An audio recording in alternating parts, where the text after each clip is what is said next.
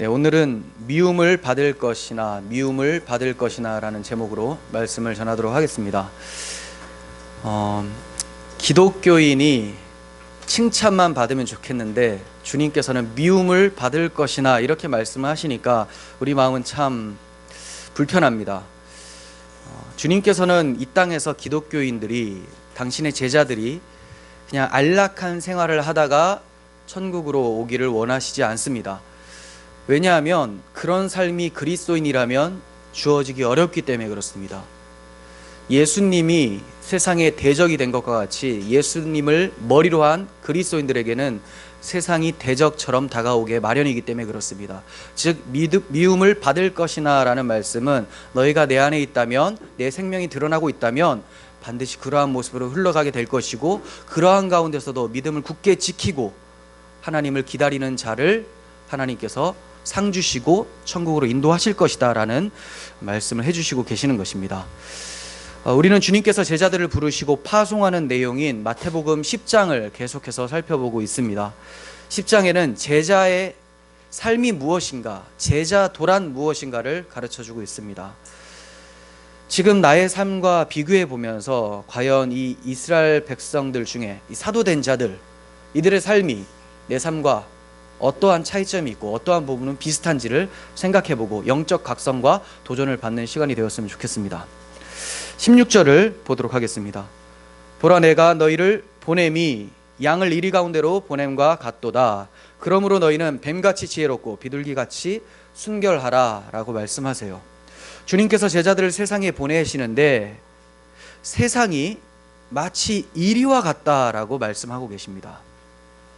그리고 제자들은 양과 같아요.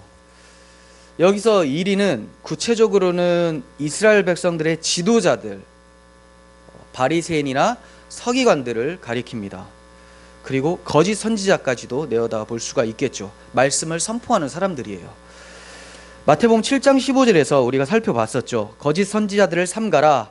양의 옷을 입고 너희에게 나오나 속에는 노력하는 일이라 라고 말씀하셨듯이, 지금 일이라고 하는 것은 단순히 세상 전체를 얘기를 하는 것이 아니라 하나님을 잘 믿고 있다고 하는 사람들, 주의 말씀을 가르치고 있는 이 사람들이 주님 눈에는 이리로 보인다는 거예요.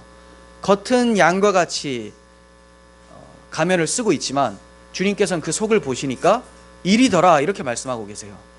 너희들이 지금 그들에게로 나아가는데, 이스라엘의 지도자들에게 나아가는데 그들은 일이고 너희들은 양과 같다라고 하고 계시는 거죠. 왜 이들이 이리로 판명이 됩니까? 하나님의 말씀을 곡해하고 있기 때문에 그래요. 말씀을. 여러분, 말씀을 놓고 그 말씀에 따라서 일이냐 양이냐가 들통이 납니다. 하나님의 말씀을 곧대로 믿고 순종하는 사람들, 그 사람들은 양으로 판명이 나지만 자기 이익을 위해서, 종교적 과시를 위해서, 모양만을 드러내기 위해서 변질시키는 사람들은 이리로 평가가 됩니다. 자, 이러한 이리와 양이 싸우게 되는데 결과는 뻔하겠죠. 누가 이깁니까? 누가 양이라고 그럽니까? 양과 이리가 싸우면 양이 이깁니까? 지죠. 집니다.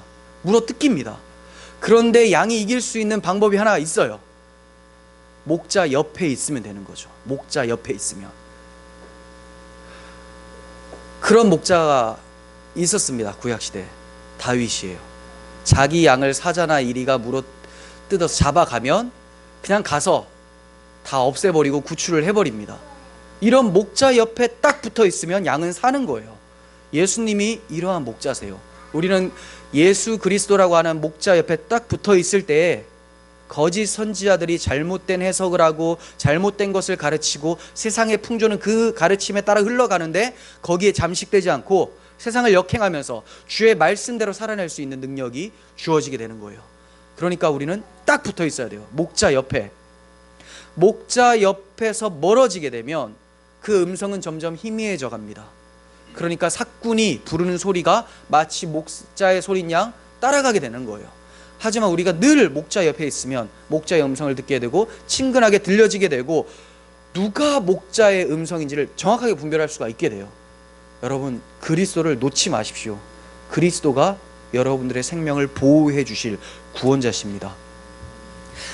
그러면 어떤 자들이 주님과 동행하면서 주의 권능으로 이길 수 있는 자들일까요? 주님께서는 뱀같이 지혜로워야 되고 비둘기같이 순결한 자라야 된다라고 말씀하세요. 뱀같이 지혜롭고 비둘기같이 순결하라. 뱀같이 되라는 데 초점이 있는 게 아닙니다. 뱀처럼 돼버리면 간교하게 되죠. 하나님께서 지으신 짐승 중에 가장 간교한 자가 뱀이다라고 창세기 3장 2장인가요? 2장 1절에 3장입니다. 3장 1절에 나옵니다. 가장 간교한 자. 그러니까 뱀처럼 되라는 게 아니에요. 뱀이 굉장히 간교한 지혜를 가지고 있는데 이 뱀을 이기려면 이 뱀처럼 지혜롭지 않고서는 못 이긴다는 거예요. 뱀이 막 머리를 굴립니다. 그러면 그 굴리는 것을 파악할 수 있을 정도로 지혜로워야 된다는 거예요.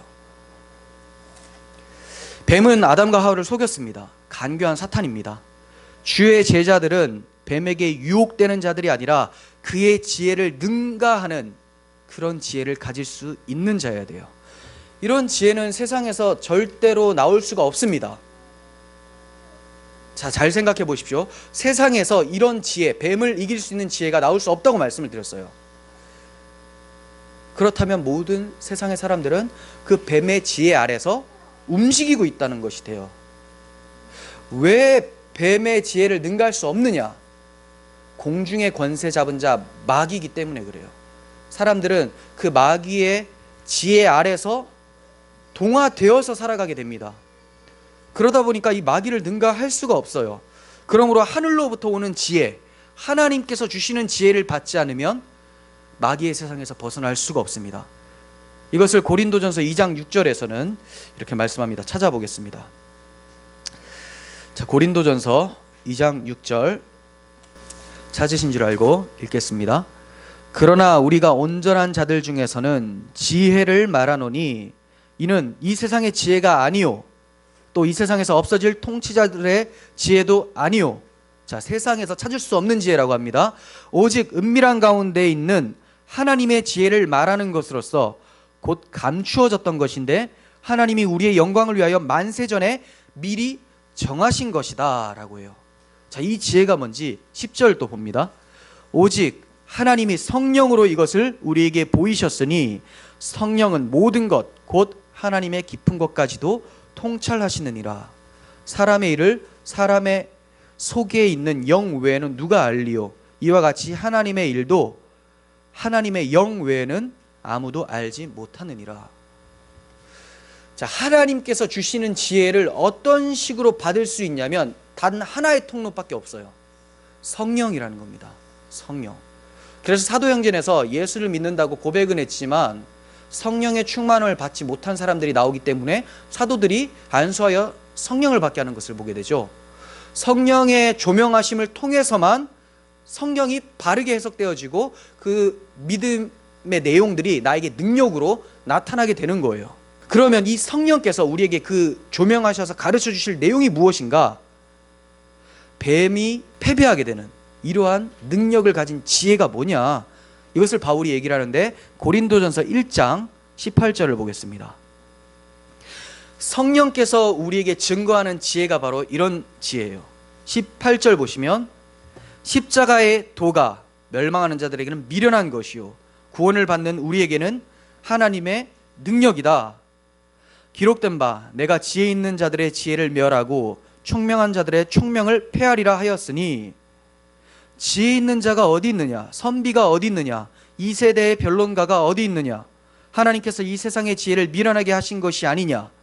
하나님의 지혜에 있어서는 이 세상이 자기의 지혜로 하나님을 알지 못함으로 하나님께서 전도에 미련한 것으로 믿는 자들을 구원하시기를 기뻐하셨도다.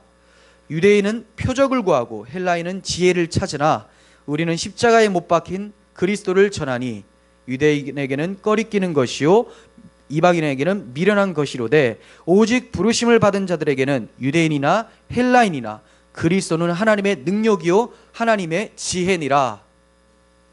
아멘이 되십니까? 성령께서 지혜를 가르쳐 주시는데 그 지혜는 멸망하는 자들한테는 미련하게 보여요. 하지만 하나님을 믿는 사람들에게는, 구원을 받는 자들에게는 이게 능력으로 찾아온다는 겁니다. 이 지혜가. 그런데 이 지혜가 제일 마지막에는 그리스도는 하나님의 능력이다, 이렇게 표현을 해요.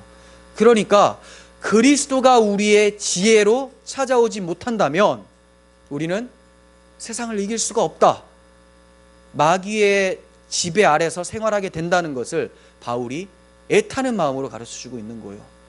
고린도전서 시작하면서 왜 이런 말을 할까요? 지금 고린도 교회가 공부는 많이 했는데 경건의 능력이 없어요. 그래서 문란한 행위들이 막 일어납니다. 그리고 사랑함이 막 없어요. 그래서 바울이 혼내기 전에, 이걸 막 뭐라고 하기 전에 이제 복음의 능력, 이 성령이 가르쳐주는 이 지혜를 너희가 알아야 된다, 이것을 받으라 라고 하면서 시작을 하는 거예요. 이 지혜가 있으면 교회는 든든히 서갑니다. 그 지혜는 십자가의 도, 그리스도의 말씀이라는 것을 여러분들이 기억하셨으면 좋겠어요. 사탄은 끊임없이 그리스도라고 하는 우리의 지혜를, 하나님의 지혜를 무너뜨리려고 합니다.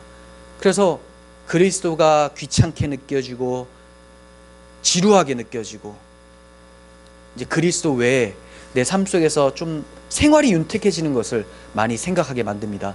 하지만 여러분, 그리스도 옆에 없으면 사꾼에게 끌려가게 됩니다. 양은 이리를 절대로 이길 수가 없어요.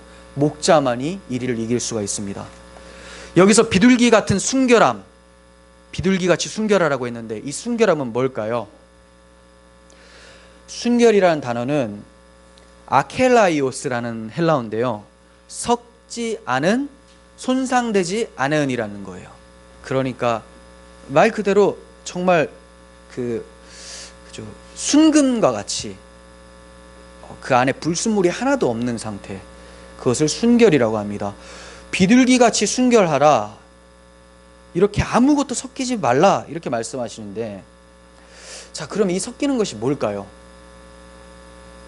저는 이렇게 봐요. 거짓 선지자들 일이라고 했잖아요. 잘못된 가르침, 다른 복음이 섞이는 것을 얘기를 하고, 그 다른 복음에 잠식되면 삶 속에서 방탕한 삶이 나오게 됩니다. 항상 그래요. 이 이단에 빠진 사람들, 사이비에 빠진 사람들의 삶은 방탕합니다. 그 방탕함이라는 것이 문란함만을 말하는 것이 아니에요.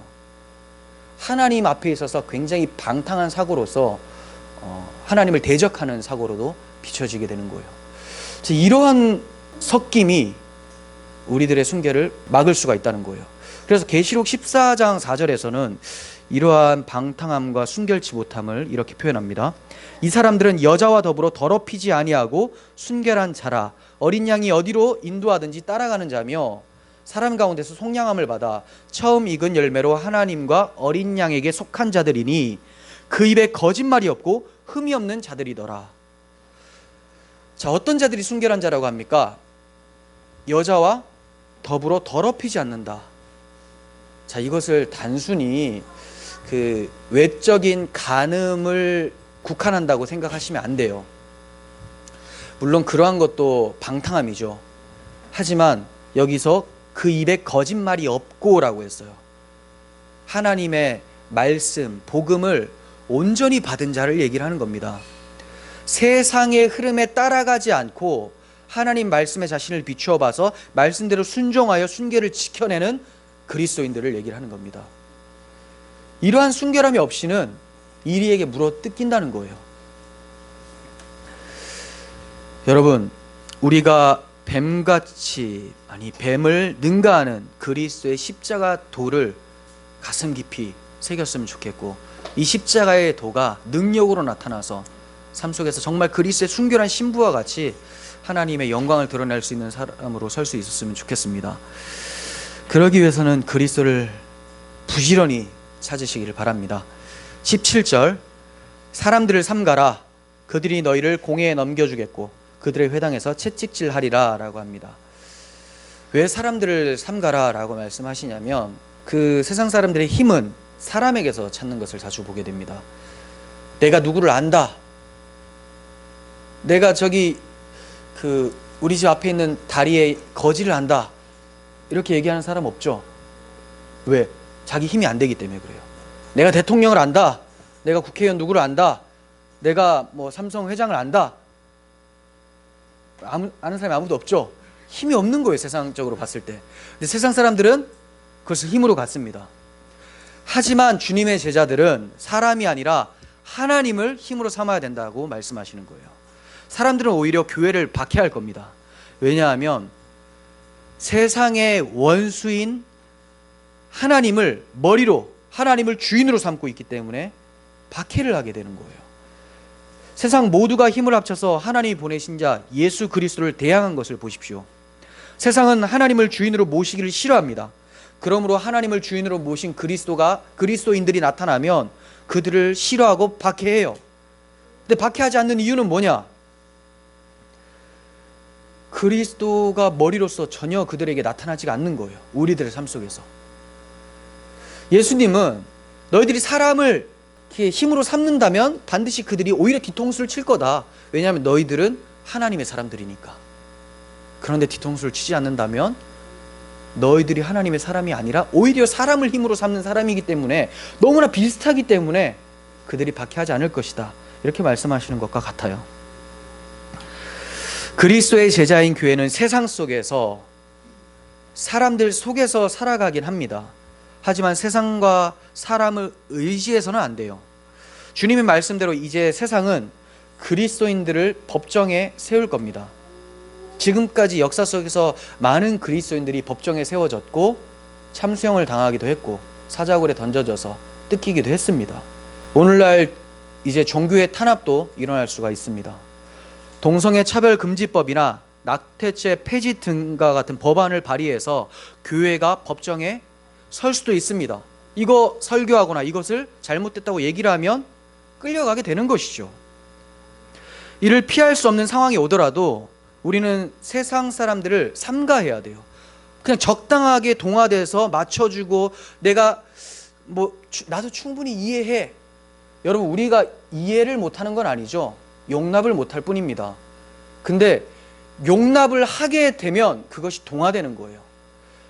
그런 사람들, 주장하는 사람들 불쌍하게 여기고 품어줄 수 있습니다. 하지만 그 이론 자체는 성경적이지 않다고 얘기를 했을 때 우리는 법정에 서게 될 거라는 것이죠. 그들과 동화된다는 것은 주를 버림이고 주의 대적자가 되는 겁니다. 교회는 성령의 권능으로 복음 들고 나아가서 세상에 빛을 비추고 사람들을 바꾸어내는 자들이지 동화되는 자들이 아니에요.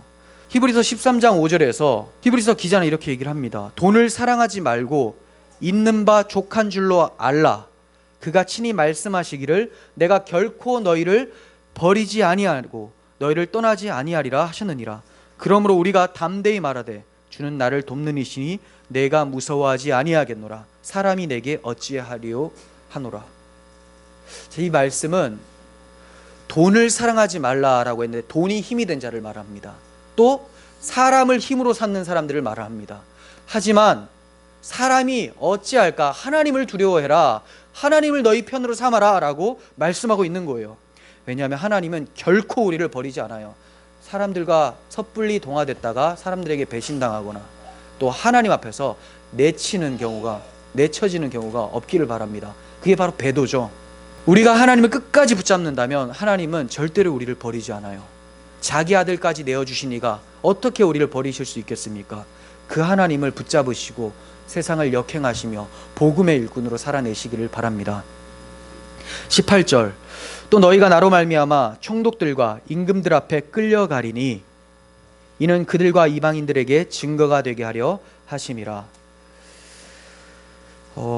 총독들과 임금들 앞에 예수의 제자들이 끌려가게 돼요. 왜 끌려가게 되느냐? 나 때문에 끌려가게 된다. 예수 때문에 끌려가게 된다는 거예요. 참 요즘에 기독교인들이 듣기 싫어하고 이해할 수 없는 말씀을 주님께서 하셨어요. 예수 믿으면 잘 살게 되고 건강하게 되고 세속의 복을 받아서 천하태평 태평성대를 누리게 될 것이라고 얘기하는 것이 오늘날 잘못된 교회들의 모습인데, 주님께서는 반대로 너 나 믿으면 고생길이 훤하다라고 해요. 난 머리 둘 곳도 없다. 그래도 따라오겠느냐라고 말씀하신다는 거죠.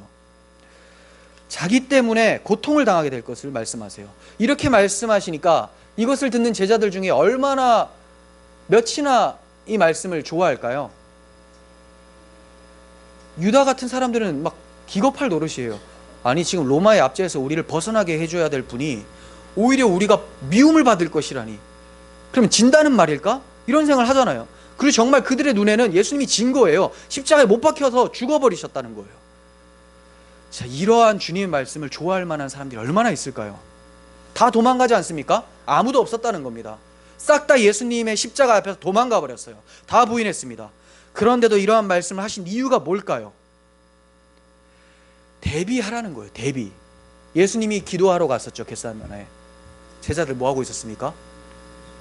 자고 있었습니다. 자고 있었어요.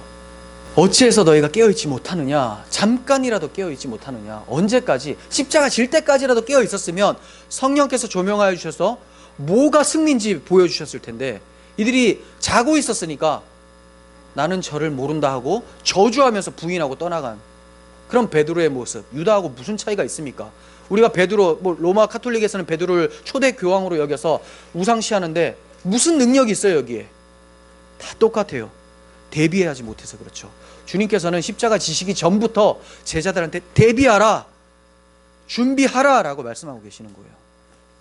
정신 차리라는 거죠.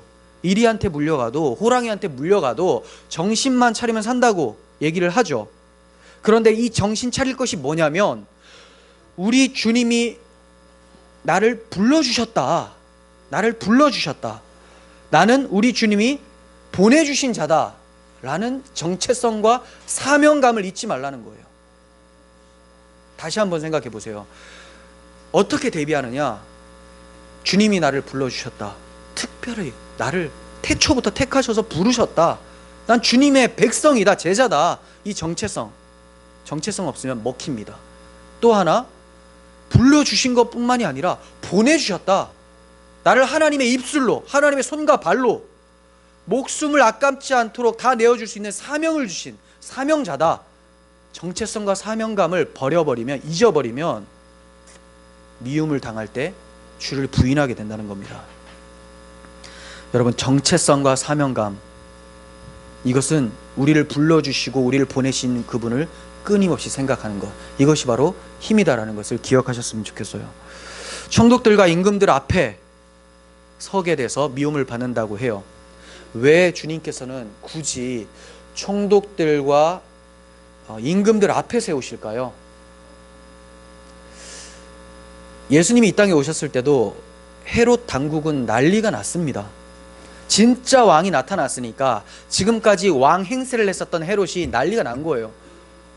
진짜 왕이 나타났으면 나는 가짜라는 것이 들통이 나는데, 진짜의 신 그리스도가 있기 때문에 나머지는 다 가짜라는 인식을 가지고 있어야 돼요.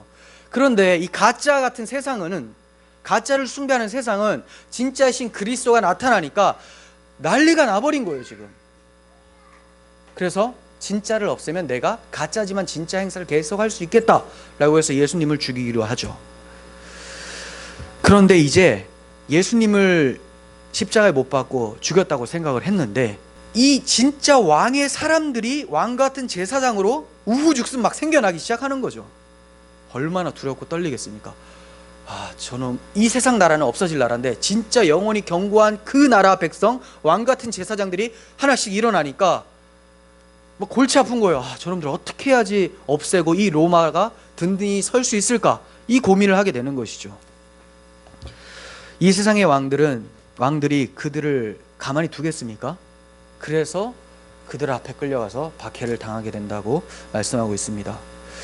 그런데 하나님께서 이들의 악을 사용하셔서, 이 총독이나 또 임금들, 그리고 바리새인과 서기관들이 박해를 하잖아요. 이들의 악을 사용하셔서 오히려 왕이나 총독들 앞에서 예수를 증거하는 계기가 되게 만들어 버리세요.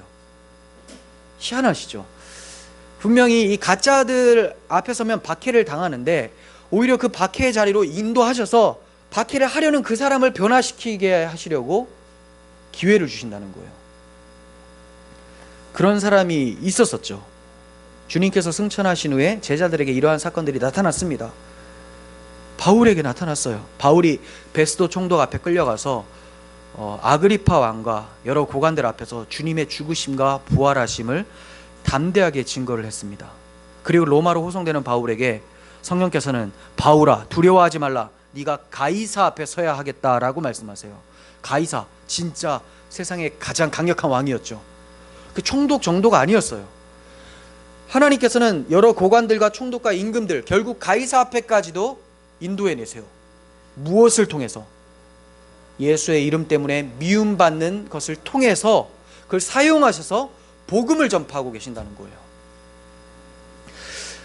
하나님의 계획은 우리의 상상을 뛰어넘습니다. 여러분이 바울과 같은 입장이라고 생각해 보십시오. 도대체 성령을 받았고 하나님이 나와 함께 하신다고 했는데 교회를 박해했고, 그 박해하다 보니까 퍼져나가죠. 디아스포라 유대인들이, 그리스도인들이 이제 막 생겨나게 되는 겁니다. 그리고 그곳에서 막 복음을 막 전하기 시작하는 거예요. 박해가 복음을 전하는 계기가 되어버리죠. 결국은 왕 앞에서까지 전합니다. 이것이 하나님의 계획이에요. 그러므로 하나님께서 성도의 삶 속에서 일으키는 모든 상황들이 다 복음의 진전이 있게 하기 위한 하나님의 손길이라는 것을 잊어서는 안 됩니다. 지금은 우리가 후퇴하는 것 같고 뒤처지는 것 같고 멸망하는 것 같이 보이지만 하나님이 열심으로 일하고 계시는 중이라는 것을 기억하시길 바랍니다. 19절 20절 봅니다. 너희를 넘겨줄 때에 이렇게 또는 어떻게 또는 무엇을 말할까 염려하지 말라. 그때 너희에게 할 말을 주시리니 말하는 이는 너희가 아니라 너희 속에서 말씀하시는 이 곧 너희 아버지의 성령이니라. 우리는 산상순을 통해서 무엇을 먹을까, 무엇을 마실까, 무엇을 입을까 염려하지 말라, 이것은 다 이방인들이 구하는 것이다 라는 주님의 가르침을 들었습니다. 근데 여기서는 좀 더 나아가서 무엇을 말할까 염려하지 말라까지 얘기하고 계세요. 무엇을 먹지도, 무엇을 입는 것도, 무엇을 마시는 것도, 말하는 것까지 다 염려하지 말라는 것은 이런 말이에요. 네 인생 네 거 아니다 이거예요. 아니 내 인생이면 염려를 누가 해야 됩니까? 내가 해야 되죠. 그러니까 믿지 않는 사람들에게 뭐가 많습니까? 염려가 많아요. 염려. 믿지 않는 사람들의 특징은 염려가 많습니다. 자기가 주인이니까 자기 인생을 염려해서 바꾸어 내려고 노력을 해요. 하지만 주님의 음성은 그런 자들이 키를 한 자라도 더 하겠느냐, 조금이라도 목숨을 더 연장할 수 있겠느냐라고 말씀하세요. 아무 쓸모없는 염려를 계속하고 계시죠. 그런데 기독교인데 염려를 계속한다. 이건 문제가 심각한 거죠. 내 인생은 내 것이다, 내 인생은 주님의 것입니다 라고 하면서 염려를 하는 동시에 주님 입으로만 그렇지 삶을 꾸려나가는 것은 납니다, 이렇게 귀한 신앙 고백을 하고 있는 것이죠. 주님께서는 네 인생 네 거 아니다, 내가 책임진다 이렇게 말씀하는 거예요. 주님께서는 우리에게 넌 지금 죽은 자로 알아라, 십자가에 못 박혔다고 맨날 고백하잖아, 그럼 죽어 있는 것처럼 가만히 있어라, 그리고 부활하면서 내가 너희를 다시 끌어낼 테니까 부활한 나와 함께 살라. 그러면 나는 죽었으니까, 부활하신 주가 머리가 됐으니까 주님을 의지해서 살라는 거예요. 전능하고 전지하고 선하신 주인의 종은 염려가 없어요. 그냥 악한 주인 말고 전능하고 선하고 전지한 주인을 우리가 모시고 있다면 염려할 게 없습니다. 주인이 뭔가 잘못했어요. 어떤 사건에 종이 잘못을 했고 사건에 휘말렸어요. 그리고 말싸움을 하게 되는 경우가 있었습니다. 근데 그러한 선하고 전능하고 전지한 주인을 모시고 있는 종은 염려 안 해요. 왜냐하면 종이 이겨봤자 그 이긴 거 아니거든요. 누가 이겨야 되냐면 주인이 와서 해결해야 되거든요. 그러니까 큰일 났습니다 주인님, 멍새야 제가 사고를 쳤네요. 가만히 있어봐, 내가 다 해결할게. 가서 주인님이 다 해결하시는 거예요. 우리도 무슨 차 사고 나면 어디부터 부릅니까? 보험회사 전화하죠. 내가 능력이 안 되니까 저들이 알아서 해결할 거라는 거죠. 주님은 우리의 보험회사에서도 주인님이세요.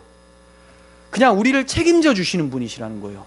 일꾼이라는 게 아니라 심부름 시키는 분이 아니에요. 우리의 모든 생사화복이 이분께 달려 있으니까 그분을 의지해라. 그러면 먹는 것, 마실 것, 입을 것, 심지어 말하는 것조차도 주께서 하실 것이다. 이렇게 말씀하고 있는 거죠. 바울도 이것을 경험했습니다. 주님께서 해결해 주시는 것을 경험을 해본 사람이에요. 고린도전서 2장 3절 보십시오. 내가 너희 가운데 거할 때 약하고 두려워서 심히 떨어노라.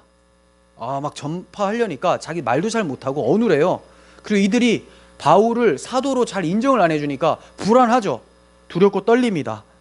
자, 보세요. 내 말과 내 전도함이 설득력 있는 지혜의 말로 하지 아니하고 다만 성령의 나타나심과 능력으로 하여 너희 믿음이 사람의 지혜에 있지 아니하고 다만 하나님의 능력에 있게 하려 하였노라.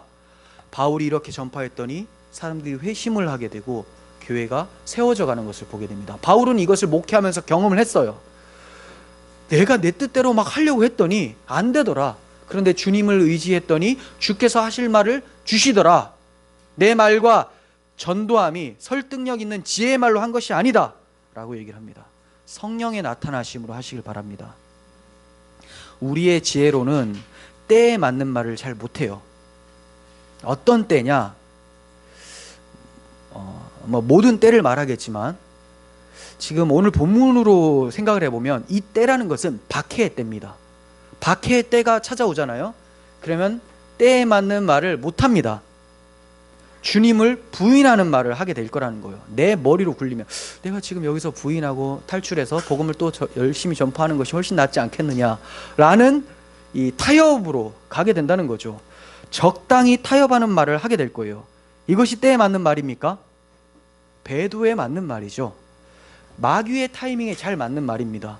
주님이 할 말을 주셔야지만 때에 맞는 말을 할 수가 있어요. 갑자기 튀어나온 말이 아니에요. 성령께서 우리 마음 속에서 말씀을 하시는데 이를 들을 수 있는 자가 할 말을 할 수 있게 된다는 거예요. 이해가 되십니까? 그냥 주님이 주신다고 하니까 말하다 갑자기 막 튀어나온다. 이런 경우가 있습니다. 저도 많이 경험을 했어요. 정말 여러분들이 전도를 하거나 할 때 막 두렵고 떨려서 잘 못 전하겠어요. 주님 할 말을 저에게 허락해 주세요 하면 전도하다가 별의별 예화도 막 튀어나오고 간증도 나오고 생각지도 못했던 성경 구절도 막 생각이 납니다. 그런 경험이 있죠. 있습니다. 있어야 돼요. 있어요. 여러분들 있는데 근데 여기서는 이것으로만 얘기를 하는 게 아니에요. 무엇을 말할까 염려하지 말라. 할 말을 주시겠다라는 말은 주님께서 성령으로 우리 안에 내재하시잖아요. 내면에서 우리에게 계속 말씀을 하시는데 이것을 들을 수 있는 자가 뭘 말을 하는지를 안다는 거예요. 그러니까 준비를 해야 되겠죠. 기도하라는 겁니다. 기도하시고 주의 음성, 주님의 마음을 느끼고 담대함으로 전파할 때, 선포할 때 때에 맞는 말을 할 수 있어요. 박해의 때에 주를 부인하지 않는 것은 이 방법밖에 없습니다. 기도하지 않고 알아서 거기서 툭 튀어나오게 해주시지 않을까? 툭 살려주세요. 이거 툭 튀어나옵니다. 이거 다 튀어나와요. 근데 그게 아니라 기도하는 자는 주님께서 확신을 주시고 영원한 하나님 나라가 우리 앞에 있다는 것을 보여주시기 때문에 담대함으로 때에 맞는 말을 하게 해주신다는 겁니다. 그러므로 기도하십시오. 기도하며 주의 음성에 귀 기울이시고 주시는 말씀을 담대하게 선포하시길 바랍니다. 우리의 입도 주님의 것입니다. 21절 장차 형제가 형제를 아버지가 자식을 죽는 데에 내주며 자식들이 부모를 대적하여 죽게 하리라. 형제가 형제를 아버지가 자식을 죽는 데 내주며 자식들이 부모를 대적하여 죽게 하리라. 비참하고 참 괴롭죠. 저는 이거 읽으면 그냥 공산주의 북한 생각납니다. 주체사상 반대하면 바로 신고하죠. 굉장히 비슷한데 근데 여기는 이제 공산주의를 얘기를 하는 게 아니에요. 근데 비슷해요. 자, 이건 누가 누구를 잡아주느냐? 내가 예수 믿는다고 하면 이 유대인들이 바로 형제를 잡아서 법정으로 고발해버린다는 거죠. 하나님을 배도하는 것이다 라고 생각을 하고 있으니까 예수를 믿는다는 것은. 그러니까 자기 생각이 맞고 이 그리스도를 믿는 사람들은 자기를 공격하고 하나님을 적대한다고 생각을 하고 있기 때문에 바로바로 고발을 합니다. 오늘날에도 이제 이러한 세상이 찾아올 수 있습니다. 점점 복음은 교회 안에서 일그러져 가고 있고 다른 복음이 성행하고 있고, 세상은 기독교를 박해하는 형국으로 가고 있고, 이 가운데서 기독교인들이 믿음을 지키려면 미움을 받을 것이다라는 말씀을 잘 기억을 하고 기도하면서 때에 맞는 말을 할 수 있도록 해야 된다는 거예요. 준비하셔야 된다는 겁니다.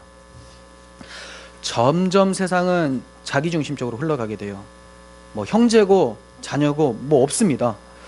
자기밖에 모르는 세상이 되죠. 디모데후서 3장 1절에서 너는 이것을 알라. 말세에 고통하는 때가 이르러 사람들이 자기를 사랑하며 돈을 사랑하며 자랑하며 교만하며 비방하며 부모를 거역하며 감사하지 아니하며 거룩하지 아니하며 무정하며 원통함을 풀지 아니하며 무함하며 절제하지 못하며 사나우며 선한 것을 좋아하지 아니하며 배신하며 조급하며 자만하며 쾌락을 사랑하기를 하나님 사랑하는 것보다 더하며 경건의 모양은 있으나 경건의 능력은 부인하는 자니 이 같은 자들에게서 내가 돌아서라. 세상은 끊임없이 자기 사랑과 자기중심적으로 흘러가게 되고, 이 자기중심적 사람들은 그리스도의 가르침을 받은 사람들, 자기를 부인하고 회개하여 그리스도를 붙잡으라고 하는 이 가르침을 극도로 싫어하게 됩니다. 점점점 싫어하게 돼서 기독교 박해도 점점 심화될 거예요. 이러한 세상 속에서 주님의 제자들은 어떻게 해야 되겠습니까? 경건의 능력을 붙잡아야 되죠. 그 능력은 십자가의 도에 있습니다. 십자가의 도에서 하나님의 능력, 경건의 능력이 나타난다고 바울이 얘기를 했기 때문에 그래요. 십자가를 붙드는 신용만을 말하는 게 아닙니다. 예수 앞에서 마음까지 납작 엎드려야 되는 것을 말을 하는 거예요. 그리고 예수님이 일으키시는 손을 의지해서 일어나 걷는 삶을 말하는 겁니다. 십자가의 도의 능력은 주와 함께 죽고 주와 함께 일어나서 함께 걷는 삶을 얘기를 하는 것이지, 십자가 입으로만 외치는 삶을 말하는 것이 아닙니다. 신용만 한다면 경건의 모양만 나타날 뿐 능력은 전혀 없게 돼요. 바리새인들이 그랬어요. 경건한 척은 했습니다. 하지만 십자가는 부인했습니다. 그러니까 경건의 내용인 하나님의 사랑과 이웃사랑은 그들에게 나타나지 않았어요. 오히려 가난한 사람들, 힘없는 사람들, 무시하고 멸시하고 박해하는 사람들이 지도자들이었죠. 주의 제자들은 자신의 정체성과 사명을 기억할 때 경건의 능력으로 세상의 풍조를 따르지 않고 넉넉하게 이겨낼 수가 있는 것입니다. 바울은 얘기를 합니다. 너희는 이 세대를 본받지 말고 오직 마음을 새롭게 함으로 변화를 받아 하나님의 선하시고 기뻐하시고 온전한 뜻이 무엇인지 분별하도록 하라. 이렇게 말씀합니다. 분별하실 줄 아는 여러분들이 되시길 바랍니다. 22절 봅니다. 또 너희가 내 이름으로 말미암아 모든 사람에게 미움을 받을 것이나 끝까지 견디는 자는 구원을 얻으리라. 내 이름으로 미움을 받을 것이다. 성도가 왜 세상의 모든 사람들에게 미움을 받는다고 하냐면 주님의 이름 때문에 그래요. 주님의 이름이 우리 이마에 새겨져 있기 때문에 그렇습니다. 물리적으로 외형적으로 새겨져 있는 것이 아니라 너는 주의 것이다 라고 모든 사람들이 딱 보면 아는 거예요. 저놈 예수에게 미쳤구나, 저놈 예수에 속한 자구나, 예수쟁이구나. 이런 말이 얼마나 복 있는 말인 줄 아십니까? 예수 닮았다라는 말이에요. 꼭 예수 따라 다닌다. 그러니까 세상의 원수는 예수님인데 그 원수의 모습이 그들에게 보이니까 화가 나는 것이죠. 박해하는 겁니다. 주님께서는 교회가 박해받는 것이 주님 때문이라는 것을 말씀하시면서 그게 복이다라고 이미 산상수훈에서 말씀해 주셨어요. 나로 말미암아 너희를 욕하고 박해하고 거짓으로 너희를 거슬러 모든 악한 말을 할 때 너희에게 복이 있나니 기뻐하고 즐거워라. 하늘에서 너희의 상이 큼이라. 너희 전에 있던 선지자들도 이같이 박해받았다. 네, 이게 복이에요. 선지자들도 다 그랬어요. 예수쟁이들은, 하나님의 언약을 믿었던 사람들은 다 박해받았습니다. 하지만 그들이 박해를 두려워해서 하나님의 언약을 변형시키지 않았습니다. 십자가를 버리지 않았습니다. 왜냐하면 영원한 하늘 상급을 바라봤기 때문에, 영생, 하나님께서 주시는 즐거움을 바라봤기 때문에. 주님께서도 부끄러움을 개의치 아니하시고 그 앞에 있는 십자가를 참으사 담대하게 지으실 수 있었죠. 하나님께서 주님께서 주신 즐거움이 눈앞에 있었기 때문에. 그리스도인들도 마찬가지예요. 참된 신자라면 눈에 보이는 것에 국한되지 않고 우리의 눈을 들어서, 믿음의 눈을 열어서 보이지 않는 하나님의 나라를 본 것처럼 바라보고, 상급이 내 눈앞에 있는 것처럼, 사도 바울이 면류관이 내 앞에 있다, 이제 모든 일을 다 마치고 주께서 이 면류관을 씌워주실 것이다 라는 것을 본 것처럼 그렇게 믿음으로 살아가게 되는 거예요. 끝까지 견디는 자, 이런 자들에게 이러한 상급이 있습니다. 그 끝에는 구원의 면류관이 준비되어 있습니다. 히브리서 11장 33절, 히브리서 11장 33절부터 한번 찾아보겠습니다. 영원한 소망인 하나님 나라를 바라보면서 상급을 바라보고 수많은 박해 속에서도 타협하지 않았던 믿음의 선배들의 내용을 찾아보도록 하겠습니다. 그들은 믿음으로 나라들을 이기기도 하며 의를 행하기도 하며 약속을 받기도 하며 사자들의 입을 막기도 하며, 다니엘이 생각나죠? 불의 세력을 멸하기도 하며 칼날을 피하기도 하며, 이거는 다윗이 생각납니다. 창을 피했던. 연약한 가운데서 강하게 되기도 하며 전쟁에 용감하게 되어 이방 사람들의 진을 물리치기도 하며, 여호수아도 생각이 나죠. 여자들은 자기의 죽은 자들을 부활로 받아들이기도 하며, 이거는 엘리사가 살린 그 선지자의 아내를 또 떠올리기도 합니다. 또 어떤 이들은 더 좋은 부활을 얻고자 하여 심한 고문을 받되 구차히 풀려나기를 원하지 아니하였으며, 사도들이 생각나고, 어떤 이들은 조롱과 채찍질 뿐만이 아니라 결박과 옥에 갇히는 시련도 받았으며, 베드로도 생각나고, 돌로 치는 것과 스데반이 생각나고, 톱으로 켜는 것과 시험과 칼로 죽임을 당하고, 초대교회 교인들이 생각나고, 양과 염소의 가죽을 입고 유리하여 궁핍과 환난과 학대를 받았으니 이런 사람은 세상이 감당하지 못하느니라. 그들이 광야와 산과 동굴과 토굴에 유리하였느니라. 왜 광야와 산과 동굴과 토굴에 유리했습니까? 이들이 주님과 연합이 되다 보니까 머리 둘 곳이 없는 거예요. 이 세상에 내 머리 둘 곳이 없더라. 세상이 다 나 싫어하더라. 예수 믿었더니 이런 박해를 받더라. 하지만 이게 복이에요. 세상의 어떠한 복도 다 사라지게 되지만 보이지 않고 하나님께서 영원히 준비해 놓은 그 상급, 그 그리스도를 만나는 그 기쁨은 영원할 거라는 것을 우리는 보는 자들입니다. 그러므로 믿음의 선배들은 이것을 이겨냈어요. 우리도 기도하면서 이것을 감당해낼 수 있었으면 좋겠어요. 23절 봅니다. 이 동네에서 너희를 박해하거든 저 동네로 피하라. 내가 진실로 너희에게 이르노니 이스라엘의 모든 동네를 다 다니지 못하여서 인자가 오리라. 박해하거든 피하라 라고 해요. 주님께서는 교회에게 무력으로 맞서서 싸우라고 한 적이 없습니다. 베드로가 칼로 대제사장 종 말고의 귀를 쳤더니 하나님 나라는 칼로 일어난 나라가 아니라고 하면서 칼을 도로 칼집에 넣어라 라고 말씀하셨어요. 칼로 서지 않습니다. 무력으로 서지 않아요. 가룟 유다는 이렇게 세우려고 했어요. 하지만 가룟 유다가 세우려고 했던 것은 하나님의 나라가 아니었던 거죠. 자기 나라예요. 세상 나라. 하지만 예수께서 세우는 하나님의 나라는 무력으로 서지 않는다. 그러니까 피하라는 겁니다. 하나님의 나라는 칼로 서는 나라가 아니라 믿음으로 서는 나라입니다. 그 믿음의 내용이 뭐냐면 장차 우리 주님이 오셔서 세상을 심판하시고 발 아래에 두실 것을 믿는 믿음이에요. 영광의 주님 속히 사단을 그 발 아래에 상하게 하리.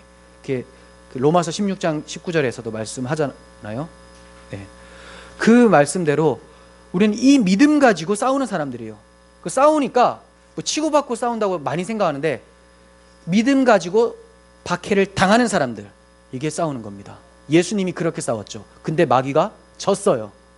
뭐가 승리입니까? 믿음 가지고 하나님 바라보고 모든 걸 맡기는 사람들, 그 사람들이 승리하는 겁니다.